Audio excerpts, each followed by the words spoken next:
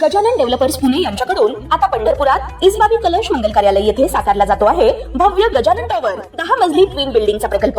मजबूत RCC frame रचना, पायांसाठी वायू प्रतिबंधक उपाययोजना, आयएस मानकानुसार भूकंप प्रतिरोधक आरसीसी रचना असलेल्या गजानन टॉवर मध्ये उपलब्ध आहेत अत्याधुनिक सुविधांनी युक्त 1022 स्क्वेअर फुटाचे 2 बीएचके फ्लॅट्स, सुशोभित प्रवेश कक्ष, सामायिक क्षेत्रासाठी अत्याधुनिक सुरक्षा यंत्रणा, लिफ्ट आणि सामायिक क्षेत्रांसाठी वीज बॅकअपची सुविधा, स्वतंत्र अग्निशमन यंत्रणा, 2 मजली पुरेशी पार्किंग व्यवस्था, प्रत्येक कार पार्किंगच्या ठिकाणी स्वतंत्र ईव्ही चार्जिंगची सोय, सोलर वॉटर यंत्रणा, प्रत्येक सदनिकेसाठी इन्व्हर्टरची सोय।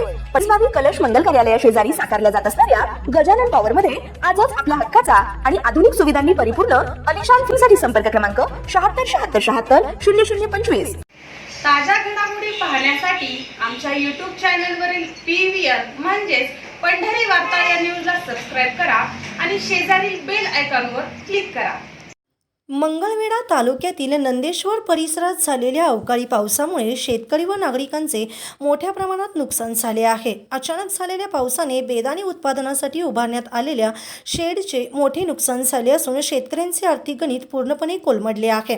याच दरम्यान नंदेश्वर येथील शेतकरी धोंडीराम गरंडे यांची गाय वीज पडून मृत्युमुखी पडल्याची दुर्दैवी घटना घडली आहे।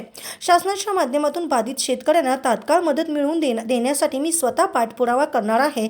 तसेच प्रशासनाने पंचनामे जलद गतीने पूर्ण करून एकही शेतकरी मदतीपासून वंचित राहणार नाही याची दक्षता घ्यावी असे यावेळी आमदार समाधान अवताडे म्हणाले। प्रशासनाला तातडीने हालचाल करण्याचे आदेश देत नुकसानग्रस्त पिकांचे, घरांचे तसेच मृत जनावरांचे पंचनामे त्वरित पूर्ण करण्याच्या सूचना दिल्या।